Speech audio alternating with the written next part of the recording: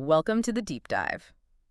Today we are pointing our lens at a piece of technology that, well, it feels incredibly nostalgic on the surface. Oh, absolutely. But under the hood, it hides this absolute masterclass of modern engineering. Yeah, exactly. So we're taking an in-depth look at a free Windows application. It's called Not Yet Another Spectrum Analyzer, and it was created by developer Sylwester Komanek. And to really guide this exploration, we've pulled together two primary sources. Right, we have the official Microsoft Store page for the app, and then perhaps more importantly, the developer's own extensive technical notes. Yeah, those notes are great. They detail the entire architecture and the deeply complex math that makes this software actually function.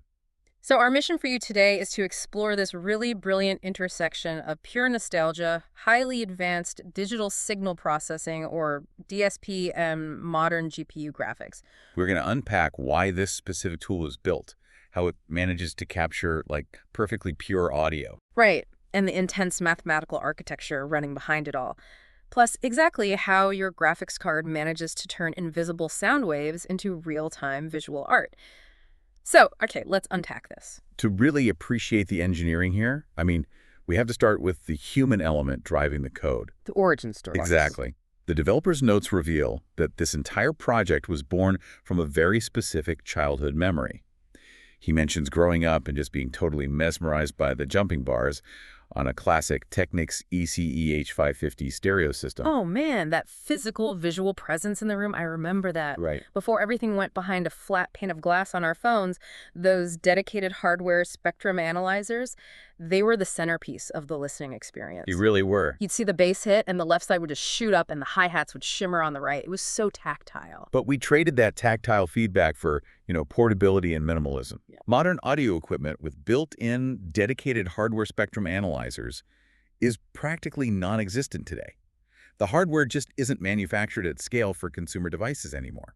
So naturally, developers have tried to fill that void with software, right? The internet is totally flooded with music visualizer applications. Yes.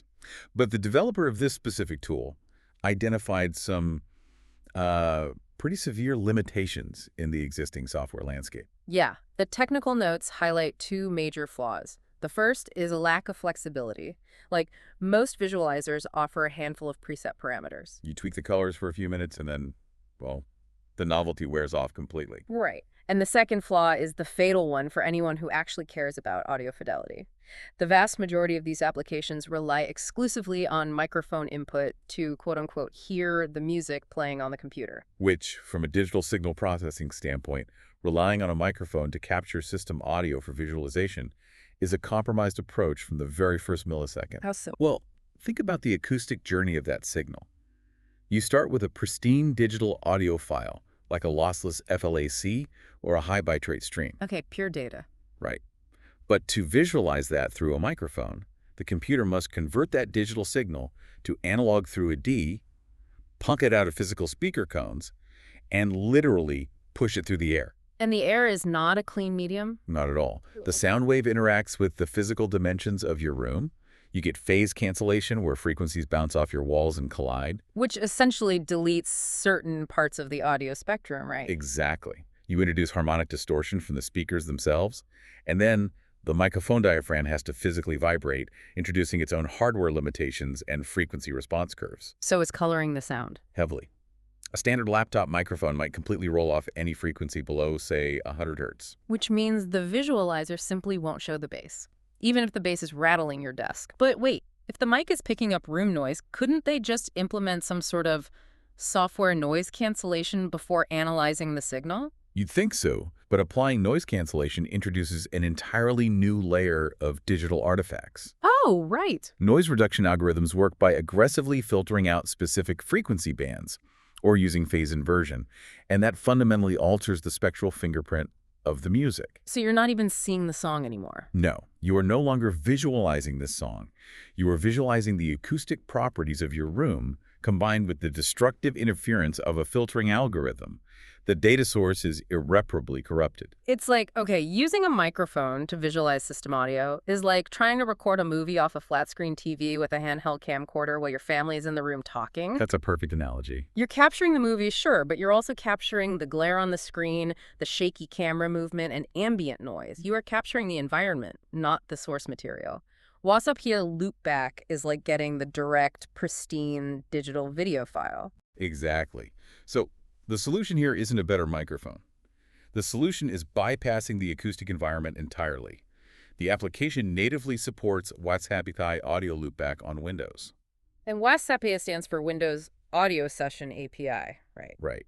Instead of relying on external hardware, the application intercepts the audio signal at the operating system kernel level. Wow, kernel level. Yeah, it's essentially capturing the pulse code modulation, the raw PCM data stream, right before it hits the audio driver to be sent to the speakers. So it's the direct digital feed. Whether you are listening to Spotify, watching a YouTube video, or playing a game, it grabs the math of the sound before it ever becomes a physical wave. And it still retains microphone support if you need it. Yeah. But the primary architecture is built around this pristine data capture. And what's particularly valuable for the broader programming community is that this is an open source project. It's licensed under the GNU General Public License version 2. Which is huge. The developer explicitly states that beyond being a nostalgic visualizer, this is designed to be a flexible tool for learning real-time DSP and GPU programming. It's amazing. Identifying a specific flaw-dirty audio input drove the creation of a highly educational, extremely precise alternative. If you've ever felt overwhelmed by complex software, this is a great example of how a simple problem can lead to a massive learning tool. Oh, sure. So let's follow that perfectly clean, raw WhatsApp audio into the software. CD quality music means the computer is processing 44,100 individual samples of audio every single second. That is a relentless fire hose of data. Handling that throughput requires serious architectural decisions, I imagine. Oh, absolutely. The developer notes that the original prototype of this project was actually written in Python. Oh, interesting. Python is fantastic for rapid prototyping, but it is notorious for struggling with real-time deterministic execution. because of the global interpreter lock, right, the GIL. Exactly.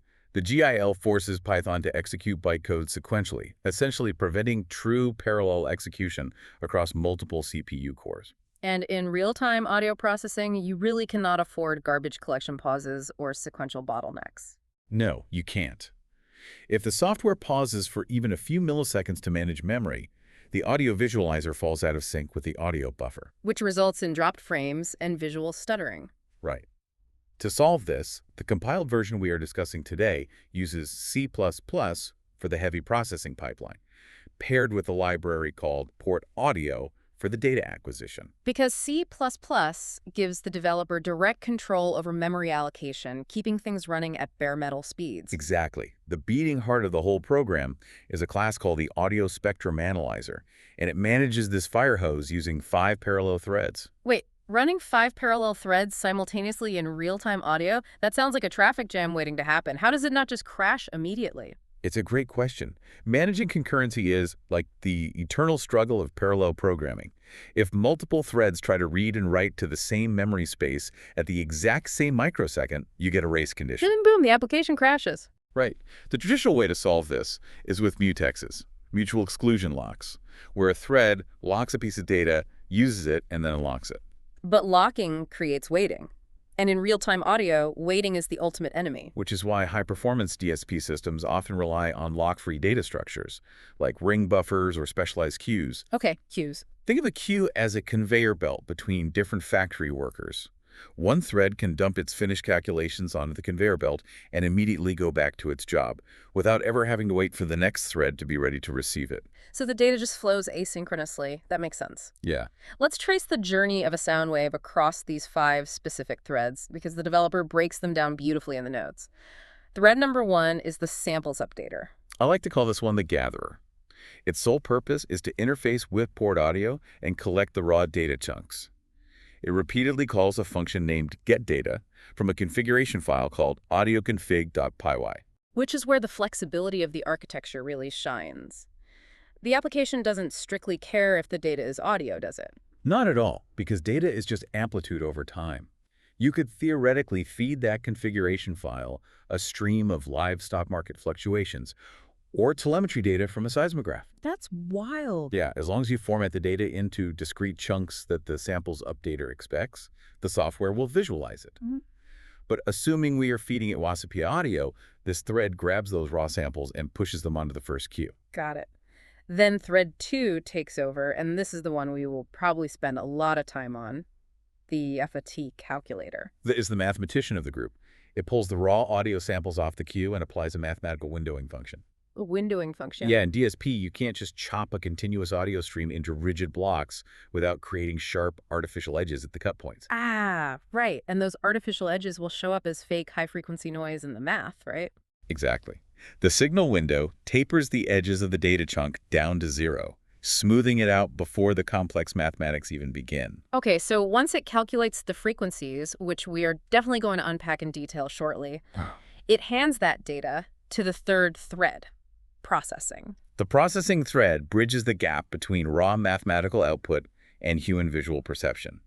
It takes the frequency data and applies amplitude correction, calculating the actual signal power in decibels relative to full scale, or dBFS. And it also applies the user-facing visual enhancements, most notably the max hold feature. Right. Max hold is the visual hook of a good spectrum analyzer. It's that little floating bar or dot at the top of a column that lingers in the air for a fraction of a second after a loud beat hits. Leaving a temporary watermark of the peak volume before slowly falling back down. Yeah, it provides visual memory for the viewer, allowing your eye to track the dynamic range of the music even when the main bars are just oscillating wildly. The processing thread also handles data averaging and smoothing over time, ensuring the visual output feels fluid rather than chaotic and jittery.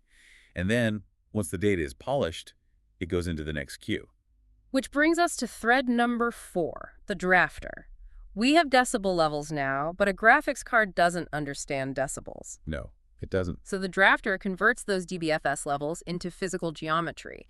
It calculates the vertex offsets, the literal X and Y coordinates in 2D space that will be sent to the GPU to construct the visual bars. Finally, we have the fifth thread, the flow controller. This acts as the overseer, constantly profiling the hardware's performance. So it's like a traffic cop. Very much so. It monitors the frames per second, the FPS, that the application is achieving. If it detects the system is struggling and the frame rate is dropping, it dynamically reaches back into the FT calculator thread and adjusts the mathematical workload to keep the animation smooth. It's a completely self-regulating ecosystem. You've got the gatherer, the mathematician, the polisher, the artist, and the manager. 5 threads constantly negotiating resources to maintain real-time synchronization. It's brilliant architecture. It really is. But let's return to the mathematician thread, because how a computer actually separates a single complex waveform into distinct frequencies, like separating the kick drum from the bass line from the vocal, is the core magic of this software. It relies on an algorithm called the fast Fourier transform, or FFT. The developer chose to implement this using a highly regarded C subroutine library called FFTW. Which stands for the fastest Fourier transform in the West, right? Yes. FFTW is legendary in the computer science and scientific computing communities for its execution speed. You really have to emphasize that it is one of the absolute fastest libraries available for these calculations. But what makes a math library fast? I mean, isn't the formula for a Fourier transform standard across the board? The mathematical formula is constant, sure, but the execution on physical hardware is not. When you initialize FFTW, it doesn't just blindly run the math. It actually runs a planner function first. A planner? Yeah, it tests various algorithms and execution strategies against your specific CPU architecture, looking at your cache sizes, your processor's SIMD instruction sets, your memory bandwidth, and it builds a highly customized execution plan. Known internally as wisdom, right? Exactly. It learns the absolute most efficient way to compute the math on your specific machine before the music even starts playing. That is wild. It optimizes its own code based on the silicon it's sitting on. So FFTW is optimized, but it still needs parameters. The technical notes state that the application processes the audio in chunks of 4096 samples at a time. Right. And assuming a standard CD quality sampling rate of 44,100 hertz, if you divide the sampling rate by the chunk size, so 44,100 divided by 4096, that gives us approximately 10.77 hertz. Okay, and this 10.77 hertz is the FFT bin size. It's the frequency resolution of the software. Correct. The math engine measures the energy of the music in discrete evenly spaced steps of 10.77 hertz. So it checks the volume at 0 hertz, then 10.77, then 21.55, then 32.32, and so on. Exactly. The bin size dictates the absolute limit of precision for the analyzer. Right. Now, the user has a configuration file where they can explicitly define which frequencies they want visualized on the screen. Which raises an interesting limitation. If I open that config file and say, hey, I want a bar drawn for 40 hertz, another for 41 hertz, and another for 43 hertz, what happens? Because those are all closer together than our 10.77 hertz bin size. The developer's notes specifically address this to prevent user frustration.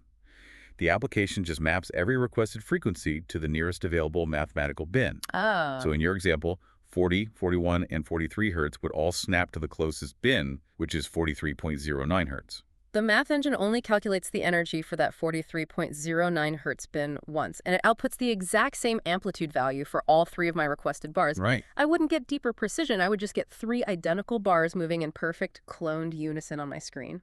Yeah, increasing the number of requested frequencies in the config file simply determines how many physical rectangles are drawn on the screen. It does not change the underlying resolution of the signal analysis. This limitation actually plays right into how these visualizers are designed for human perception, though. If you look at the default configuration of not yet another spectrum analyzer, the bars aren't spaced evenly across the spectrum. No, they aren't. There is a massive cluster of bars on the left side representing the sub-bass and mid-range, and then they space out significantly on the right side for the high frequencies. Because human hearing is logarithmic, not linear. Our ears are incredibly sensitive to tiny frequency shifts in the lower registers. Like a shift from 50 hertz to 100 hertz represents a massive musical interval. Exactly. But a shift from 10,000 hertz to 10,050 hertz, that is virtually imperceptible to the human ear. Wow. So by clustering the visual bins logarithmically, the software mimics our biological hearing, ensuring the visual feedback aligns emotionally with what we are perceiving audibly. Here's where it gets really interesting. The developer provided a specific way to visualize the actual mechanism of the Fourier transform, and I want to unpack the physics of this because it feels profound. How does it isolate a 50 hertz wave out of a dense wall of sound? To understand the Fourier transform, you really must rely on the metaphor of the spinning vectors. Okay, spinning vectors. Imagine the complex plane. You have a two-dimensional graph. In the center is 0. Okay, a graph with an x and y axis. Got it. Now imagine 2 vectors, which we can think of as the hands of a clock, originating from that center 0 point. All right. These 2 hands are rotating in a circle in opposite directions. One spins clockwise, the other counterclockwise. This represents a complex conjugate pair. Okay. And importantly, they're rotating at a very specific constant speed. And the speed of those rotating hands represents the target frequency we are scanning for in the audio chunk. Yes. If we want to isolate the 50 hertz bass drum, we spin our imaginary clock hands exactly 50 times a second. Okay, so in every tiny fraction of a second as those hands spin, their mathematical values are multiplied by the incoming amplitude of the messy combined audio signal. Right. And most of the time, the wave of the music and the spinning of our mathematical hands are completely out of sync. They multiply against each other unpredictably. Sometimes the result is positive, sometimes negative. And if you were to plot the results of all those multiplications over the duration of the audio chunk, it would just look like a chaotic symmetrical scribble perfectly centered around the 0 point of the graph. So the center of gravity of that shape is just 0. Exactly. But if the music suddenly contains a physical sound wave that exactly matches the rotational frequency of our math. Like if a 50 hertz bass note hits exactly while our imaginary hands are spinning at 50 rotations a second. Resonance occurs. Resonance. Because the signal and the vectors are in phase, the multiplications stop canceling each other out. The positive values stack on top of positive value. Oh, wow. The chaotic scribble stops being symmetrical. The data points begin piling up on one specific side of the graph. So the center of gravity of that mathematical figure physically shifts away from the 0 point. Yes, the math literally finds the center of gravity. And the louder that 50 hertz bass note is in the mix, the further away from 0 that center of gravity gets pulled. That is it's beautiful. That shifted center of gravity dictates the magnitude. It provides the exact numerical value that determines the physical amplitude, the height of the 50 hertz bar on your screen. Exactly. And the FFTW library performs this spinning vector calculation for every single frequency bin across the entire audio spectrum thousands of times a second. It's using geometry and virtual gravity as a sieve to filter a waveform. I love that. But, knowing the math brings up a massive physical bottleneck in the architecture. It's the tension between audio resolution and visual frame rate. Ah, yes, the time-frequency uncertainty principle in DSP. Right. You cannot have perfect frequency resolution and perfect time resolution simultaneously. We established earlier that we need a chunk size of 4096 samples to achieve a 10.77 Hz bin size. Because if the chunk was smaller, say 124 samples, our bins would be over 40 hertz wide. Which would be terrible. All the intricate bass frequencies between 20 Hz and 60 Hz would just mush together into a single useless block of visual data. So we need the 4096 samples to parse the bass. The time is linear. Waiting for the computer's audio interface to generate and buffer 4096 new audio samples at a 44.1 kHz sample rate takes approximately 93 milliseconds. And 93 milliseconds is an eternity for rendering graphics. If the software can only run the math and update the screen every 93 milliseconds, you are hard-capped at roughly 11 frames per second. Which is awful. 11 FPS is a slideshow. It completely shatters the illusion of real-time responsiveness. The bars would look laggy and totally disconnected from the music. So how does the software cheat the physics of time to get a smooth animation? By utilizing Welch's method of overlapping windows. Instead of waiting 93 milliseconds for an entirely new, fresh block of 4096 samples to arrive, the algorithm reuses data. Okay, it's like panning a video camera across a landscape. If you take a still photo, move the camera a mile, and take another photo, the playback is jarring. Right. Welch's method is like shooting a continuous video where each frame heavily overlaps the previous one, creating a sweeping motion. That's a great way to visualize it. Rather than waiting for a completely new chunk, the FS calculator thread shifts its analysis window forward by a much smaller step size. Like how much smaller? Well, the developer notes suggest step sizes of 512 or 124 samples. So the algorithm takes the newest 512 samples that just arrived from the audio stream and combines them with the oldest 384 samples from the previous chunk. Exactly. It maintains the 4096 sample width required for deep bass resolution, but it updates its calculations vastly faster. By shifting the window in tiny increments, the software can execute the FFT math and update the display data at a much higher frequency. It can easily drive a fluid 60 frames per second to the monitor while completely preserving the mathematical integrity of the low-end frequencies. And this is where the flow controller thread flexes its muscle. It dynamically adjusts that overlap step size based on the hardware. Oh, so it adapts on the fly. Yeah, if you run this on a powerful desktop rig, the flow controller might tighten the overlap step to a tiny margin, forcing the CPU to calculate the FFT hundreds of times a second for absolute maximum fluidity. But if you run it on a low-power laptop, It automatically widens the step size. It runs the heavy math less often, reducing CPU load to prevent a system crash while still balancing the highest possible frame rate. so smart. Okay, so the signal has been flawlessly acquired via WASP, processed through the parallel threads, filtered by the spinning vectors of the FFT, and optimized in time using Welch's method. We now have a steady stream of highly accurate amplitude data updating at 60 frames a second. But the final challenge is rendering, getting it onto the screen. Because a CPU is great at complex sequential logic, but it is terrible at drawing millions of pixels simultaneously. Right, the drafter thread has to hand this data over to the graphics processing unit, the GPU. The GPU pipeline is an entirely different paradigm of computing. To understand how the GPU draws the visualizer, we have to look at how it understands space. Yeah, the screen is divided into vertical columns based on how many frequencies the user configured. But the GPU has no concept of a bar. It only speaks in polygons. Specifically, triangles, right?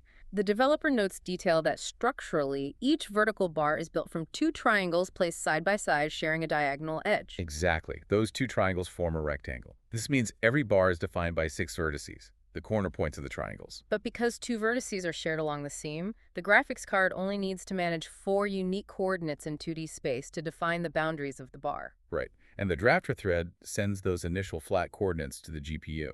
So at this moment, the data just represents a series of invisible, flat rectangles sitting at the very bottom of the screen with 0 height. The music data hasn't been applied to the geometry yet. That happens inside the GPU through a 2-stage shader architecture.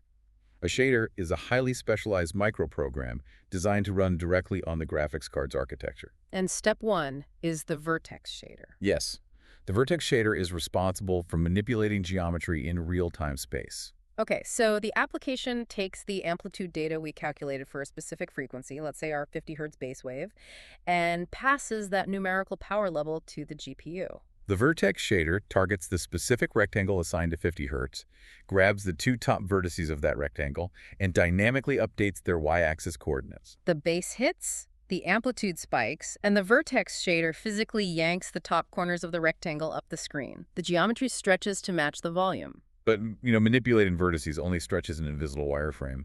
The rectangle has no mass, no color, no pixels. It is mathematically hollow. Which brings us to step 2, the fragment shader. Once the vertex shader defines the shape of the rectangle for that specific frame, the GPU performs a process called rasterization. Rasterization. Yeah.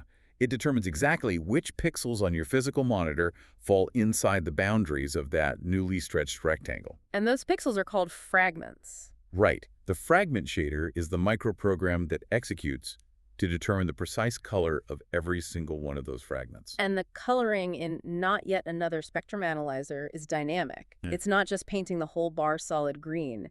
It operates like a heat map. To achieve that heat map, the fragment shader utilizes a variable called calculated position. Okay, how does that work? Through mathematical interpolation, the shader calculates exactly where a specific pixel is located relative to the overall height of the bar. A pixel near the bottom knows its localized coordinate is near 0.